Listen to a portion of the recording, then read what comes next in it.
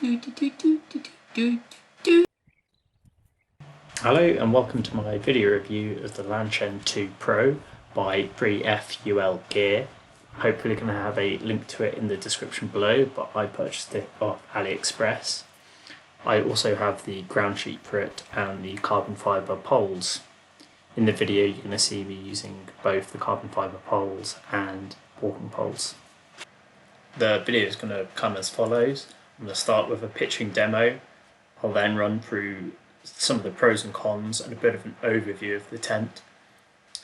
We'll then move on to a discussion of who this tent's for, followed by the statistics of the tent, so that is weight and price. I'm then going to give a final conclusion. This tent on a nice and windy day. So what I'm going to do first is get the ground sheet out and peg the four corners out. I'm now going to get the tent and put the loops for each corner over, get that nice and tight. I can now put in each pole and then peg each end out.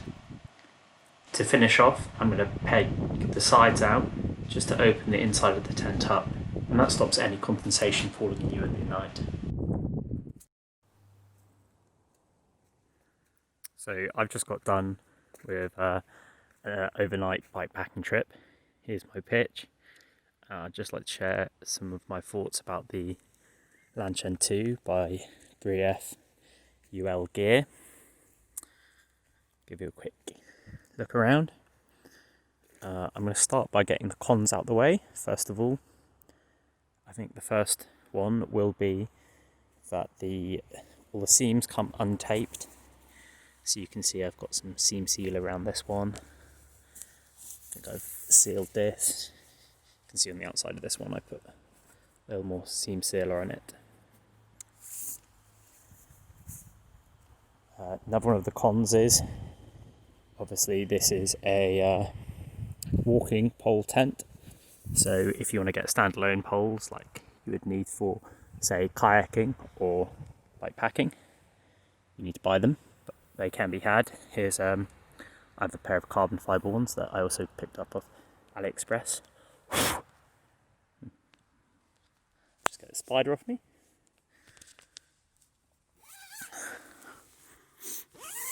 I think the next con would be perhaps the quality of the pegs. They are very lightweight, which is nice. However, the size of them does mean they don't actually stick in the ground very well, and as this is not a freestanding tent, it's quite dependent on tension. A few weeks ago I had this tent come down a fair few times through the night, just because the soil wasn't quite deep enough, so I couldn't really drive the stakes in super deep, and it was quite windy. So yeah, freestanding tent would have fared much better. This tent, being a single skin tent, does have pretty bad condensation issues, so if you're looking from the day being hot to the night being much cooler, consider that. Obviously this is a budget tent, so I think you can forgive quite a few of its weaknesses. So I'm going to give you a quick look at inside the tent. So you can see I've got my bikepacking bags down here, a couple extra bits and bobs like a Kindle in there. I've just left my sleeping mat out so you can get an idea of the space. I have slept 2 people in this. I think I'll have a clip perhaps of kayaking with my girlfriend. We both slept in it on that trip. And we've both slept on it when we're walking as well. So you can see it's a bit of space. It's a bit tight, so good to be friends, I guess. So here I'm demonstrating, you've got a couple of inches for your feet, and when I lay back down I'm going to show you again, I have quite a lot of distance between my head and the top, so I found condensation to be a bit of a non-issue. I'd now quickly like to move the discussion on to who I think it's for. First things first, it's a great backpacker's tent. It's really light and it uses walking poles, so if you're using them anyway, then this is really perfect for you, because that's really bringing the pack weight down. Next, I think for any bike packers, with the addition of the carbon fibre poles, this can again be an excellent option. Previously, I've been trying to use stuff like bivvy bags or hooped bivvies, but this is much more comfortable, and the pack size of it is actually much smaller than my hooped bivvy, and it's not much bigger and barely heavier than my standalone bivvy bag. Subsequently, I can fit it in my handlebar bag with my roll mat, and I just have standard handlebars, they're not flared or anything, so pack size really does become quite important for me. The final thing I've been using it for a lot is kayak camping. Obviously in a kayak I don't think weight's such a big deal, neither is pack size really, but again with those carbon fibre poles it does the job and it's quite nice to be in the summer. I'm going to hit you with some statistics about the tent now.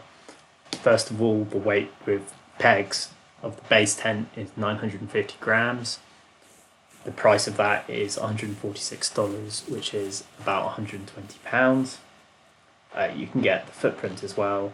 I think that's another 115-ish grams, and that is $30 or about £25 of time recording. The standalone poles, I have ones that split up into 5 different segments. So the pack size of that is 28 centimetres.